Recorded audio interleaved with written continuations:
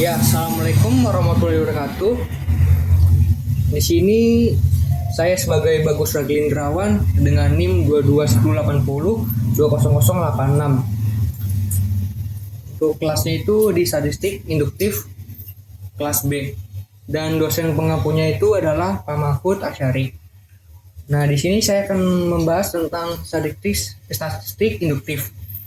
Nah, apa sih statistik induktif itu? Statistik induktif itu juga dikenal sebagai statistik inferensial. Nah, di sini tuh metode statistik yang digunakan untuk membuat kesimpulan tentang populasi berdasarkan contoh yang diambil dari populasi tersebut. Nah, dalam statistik induktif itu, data yang dikumpulkan dari contoh digunakan untuk membuat prediksi tentang sifat populasi secara keseluruhan. Nah, contohnya itu, jika kita ingin mengetahui rata-rata berat badan semua siswa di suatu sekolah, kita dapat mengambil contoh ke sejumlah siswa dan menghitung rata-rata berat badan mereka. Dengan demikian, kita dapat membuat kesimpulan bahwa rata-rata berat badan semua siswa di sekolah tersebut sekitar nilai tertentu. Nah, statistik induktif juga digunakan dalam berbagai bidang seperti ilmu sosial, epidemiologi, dan bisnis. Dalam epidemiologi, statistik induktif digunakan untuk menentukan resiko penyakit berdasarkan data yang dikumpulkan dari contoh populasi. Nah, dalam bisnis, statistik induktif itu digunakan untuk membuat prediksi tentang penjualan produk atau keputusan investasi berdasarkan data yang dikumpulkan dari contoh pelanggan. Nah, di bagian statistik induktif itu memungkinkan kita untuk membuat keputusan yang lebih baik dengan menggunakan data yang tersedia dan membuat prediksi yang lebih akurat tentang sifat populasi. Nah, untuk selanjutnya kita akan membahas uji hipotesis satu sampel. Nah, apa sih hipotesis itu? Hipotesis adalah pernyataan tentang parameter populasi yang harus diverifikasi. Nah, untuk uji hipotesis itu adalah suatu prosedur yang didasarkan pada sampel dan teori probabilitas untuk menentukan apakah hipotesis merupakan suatu yang masuk akal dan bisa dibuktikan kebenarannya. Untuk langkah-langkahnya sini ada 6. Yang pertama, membuat hipotesis. Terus yang kedua, memilih tingkat signifikansi. Yang ketiga, memilih uji statistik. Yang keempat, membuat aturan keputusan. Yang kelima, ambil sampel lalu beri keputusan. Yang enam, interpretasi hasil. Untuk langkah yang pertama itu adalah membuat hipotesis nol dan hipotesis alternatif. Nah, hipotesis nol itu the null hipotesis. Nol adalah hipotesis yang akan diuji kebenarannya. Terus yang hipotesis alternatif atau alternate hipotesis, HA, adalah suatu pernyataan yang akan kita simpulkan jika kita menolak hipotesis nol. Terus hipotesis alternatif disebut hipotesis penelitian atau research hipotesis. Untuk langkah yang kedua itu memilih tingkat signifikansi. Nah, untuk tingkat signifikansi adalah probabilitas menolak hipotesis nol jika itu benar, atau disebut tingkat risiko, the level of risk. Biasanya itu 1%, 5%, atau 10%. Untuk yang selanjutnya, langkah ketiga itu ada beberapa uji statistik yang bisa digunakan untuk membuktikan hipotesis yaitu uji Z, T kecil, F, dan X kuadrat, Chi square. Nah, bila hipotesis direksional, maka pengujian signifikansi satu pihak pernyataan hipotesis ini menggunakan kata lebih besar atau lebih kecil, positif atau negatif. Nah, bila hipotesis tidak terarah, maka pengujian signifikansi dua pihak pernyataan hipotesis ini menggunakan kata sama dengan, tidak sama dengan, berpengaruh, dan berhubungan. Untuk kesalahan dalam uji hipotesis ini ada dua. Yang pertama, tipe 1 atau false positif, menolak hipotesis nol atau HO padahal benar. Terus yang kedua, tipe 2 false negatif, menolak hipotesis alternatif HA padahal benar.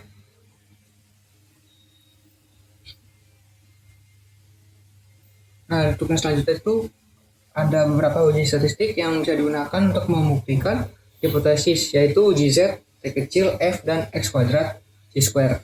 Nah, untuk contoh uji Z itu, Z sama dengan X dikurang mu dibagi standar deviasi per akar N. Dan langkah yang keempat itu membuat aturan keputusan. Nah, decision rule atau aturan keputusan adalah pernyataan tentang kondisi spesifik di mana hipotesis 0 ditolak dan kondisi di mana hipotesis 0 tidak ditolak. Untuk critical value adalah titik pemisah antara daerah di mana hipotesis 0 ditolak dan daerah yang tidak ditolak. Selanjutnya yang kelima itu dalam pengujian hipotesis. Nah, dalam pengujian hipotesis itu menghitung nilai statistik uji, membandingkan nilainya dengan nilai kritis, dan membuat keputusan untuk menolak atau tidak menolak hipotesis 0. Dan langkah yang terakhir itu langkah yang keenam, interpretasikan hasil. Nah, di sini untuk interpretasikan hasil dilihat dari T kecil hitung atau probabilitas, terus lihat arahnya sesuai dengan hipotesis atau tidak. Jika iya, HO ditolak dan HA terdukung. Terus jika tidak, HO tidak dapat ditolak atau variabel tersebut tidak signifikan pada keyakinan yang ditetapkan misalnya 95%. Nah, di sini selanjutnya adalah uji hipotesis 2 sampel.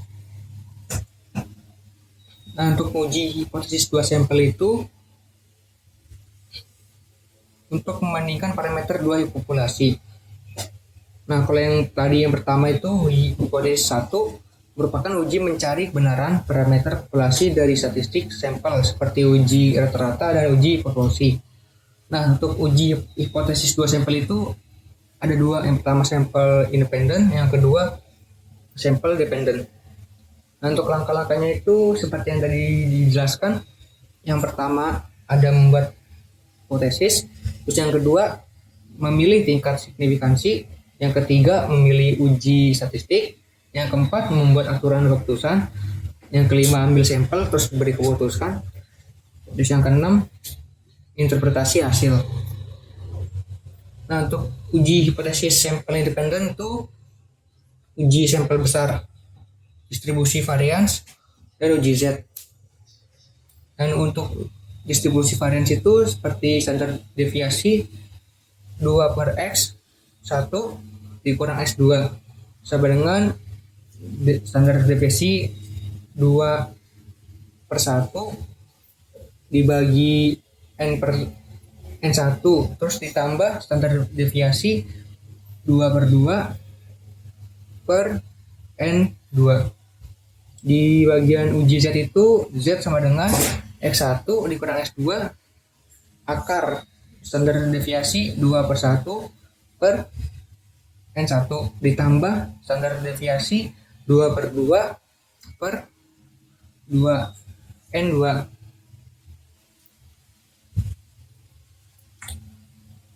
Dan selanjutnya itu ada uji hipotesis sampel independen.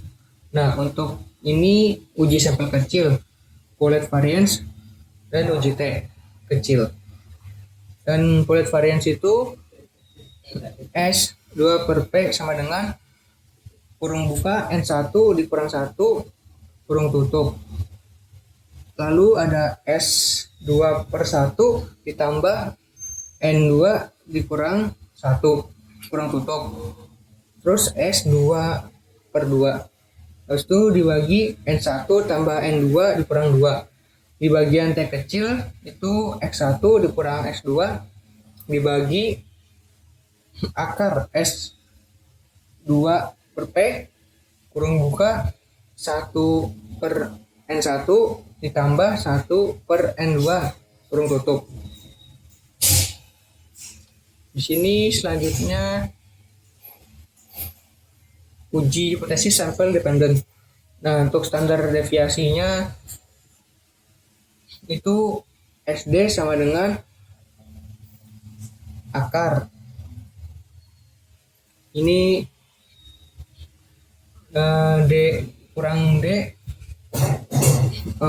tutup kurung kuadrat dibagi N kurang 1. Uji T kecil itu T sama dengan D dibagi S D per akar R. Di sini kami akan menjelaskan analisis varians. Nah, untuk analisis varian itu metode hipotesisnya dengan menggunakan distribusi Z dan distribusi T kecil yang efektif untuk uji hipotesis tentang perbedaan rata-rata mu dari satu atau dua populasi. Nah, untuk diuji hipotesis dengan membandingkan rata-rata mu dari 3 atau lebih populasi secara sekaligus menggunakan analisis ragam atau analisis of variance atau yang kita sebut kenal ANOVA. Di sini untuk uji itu H0 dibagi mu1 sama dengan mu2 sama dengan mu3, sama rata-rata 3 populasi adalah sama. Konsepnya lagi H1 semua rata-rata 3 populasi adalah tidak sama. Nah, untuk uji analisis seragam dilakukan dengan menggunakan distribusi Fisher. Di sini untuk ANOVA merupakan suatu prosedur hipotesis yang membandingkan 3 atau lebih populasi untuk menguji. Yang pertama itu kesamaan variasi. Yang kedua, ada atau tidak ada efek treatment. Terus yang ketiga, kesamaan rata-rata. Terus di sini ada uji ANOVA. Uji ANOVA ini didasarkan pada perbandingan antara dua komponen varians, itu varians antar kelompok atau treatment variation, dan varians dalam kelompok atau random variation atau error component dengan menggunakan distribusi F. Untuk di ANOVA ini ada asumsi dasar. Untuk asumsi dasarnya itu ada 3, sampel random dan independent, dan 2 populasi berdistribusi normal. Terus yang ketiga, populasi mempunyai variasi yang sama. Di sini untuk prosedurnya itu terdiri dari berbagai macam jenis tergantung dari perlakuan atau treatment yang digunakan. Untuk analisis varian satu arah itu one way ANOVA, uji rata-rata pendapatan di perusahaan ABC berdasarkan bagian. Terus analisis varians dua arah atau two way ANOVA, uji rata-rata pendapatan di perusahaan ABC berdasarkan bagian dan jenis pendidikan. Nah, untuk ANOVA satu arah itu pengujian terhadap beda lebih dari 2 populasi dengan menggunakan satu perlakuan treatment. Uji analisis ragam satu arah selalu memiliki daerah penolakan rejection di sebelah kanan dari distribusi F. Nah, untuk pengujian hipotesis dengan ANOVA memiliki prosedur yang sama dengan uji hipotesis sebelumnya. Nah, untuk selanjutnya itu di bagian ANOVA itu ada distribusi Fisher. Nah, seperti halnya distribusi T kecil, bentuk kurva distribusi Fisher tergantung dari tingkat signifikansi dan jumlah derajat bebas atau DF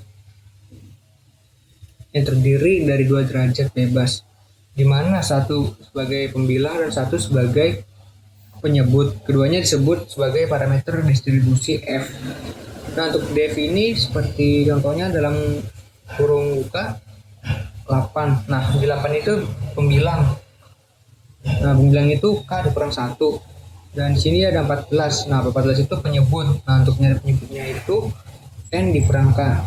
Untuk contohnya itu tentukan nilai F besar dengan derajat bebas 8 pembilang dan 14 itu penyebut, serta 0,05 luas daerah pada kurva distribusi F. Nah, di F itu ada A titik koma DF sama dengan F. Di situ 0,05 titik koma kurung buka 8, 14 kurung tutup sama dengan 2,70. Untuk menentukan nilai F hitung itu F sama dengan MST per MSE. Nah, di MST itu sama dengan SST dikurang K kurang 1. Di MST itu ada SST per K kurang 1. Nah, di SST itu ada TI kuadrat per NI dikurang T kuadrat per N. Nah, di bagian MSE itu ada SSE per N kurang K. Nah, di SSE itu X1 kuadrat dikurang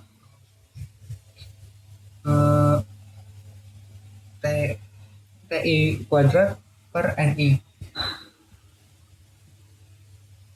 Nah, sini ada penjelasannya itu K sama dengan jumlah populasi, terus yang N adalah jumlah sampel, terus MST itu variasi antar kelompok, DSST deviasi antar kelompok, terus MSE itu varians dalam kelompok, terus SSE itu deviasi dalam kelompok, dan untuk TI itu total nilai data, dan X itu data sampel. Nah, di ANOVA table itu di source of variation di bagian treatment. Nah, untuk sum of squares itu ada SST, di degrees of freedom itu K kurang 1, untuk di mean square itu ada SST per kurung buka K kurang 1 per tutup sama dengan MST. Nah, untuk di bagian F itu MST per MSE. Nah, di source of variation error itu di bagian sum of squares-nya itu ada SSE, dan di degrees of freedom itu atau derajat bebas di N kurang K, dan di mean square itu SSE per di kurung buka N kurang K di kurung tutup sama dengan MSE. Nah, untuk totalnya itu di bagian sum of square-nya itu SS total, dan di bagian degrees of freedom itu N kurang 1. Nah, untuk ujian ANOVA 2 arah itu pengujian terhadap beda lebih dari populasi dengan menggunakan dua perlakuan atau treatment. Uji analisis ragam dua arah selalu memiliki daerah penolakan atau rejection di sebelah kanan dari distribusi F. Untuk pengujian hipotesis dengan ANOVA memiliki prosedur yang sama dengan uji hipotesis sebelumnya. Nah, untuk ANOVA 2 arah tanpa interaksi itu SSB sama dengan K, terus kurung buka XB kurang SG kurung tutup kuadrat. Nah, SSE sama dengan SS total dikurang SST dikurang SSB. Untuk SS total itu sama dengan X dikurang SG kurung tutup kuadrat. Nah, di sini ada source of variasi, ada treatment, block, error. Untuk sum of square itu ada SST, SSB, dan SSE. Terus di degrees of freedom ada K kurang 1, B kurang 1. Untuk yang bagian SSE itu kurung buka K kurang 1, kurung tutup. Terus kurung buka B kurang 1, terus kurung tutup. Untuk di mean square itu di bagian treatment SST per kurung buka K kurang 1 kurung tutup sama dengan MST. Dan untuk di bagian blok itu mean square-nya itu SSB kurung buka B kurang 1 kurung tutup sama dengan MSB. Untuk bagian error di mean square itu ada SSE per kurung buka K kurang 1 kurung tutup, terus kurung buka B kurang 1 kurung tutup sama dengan MSE.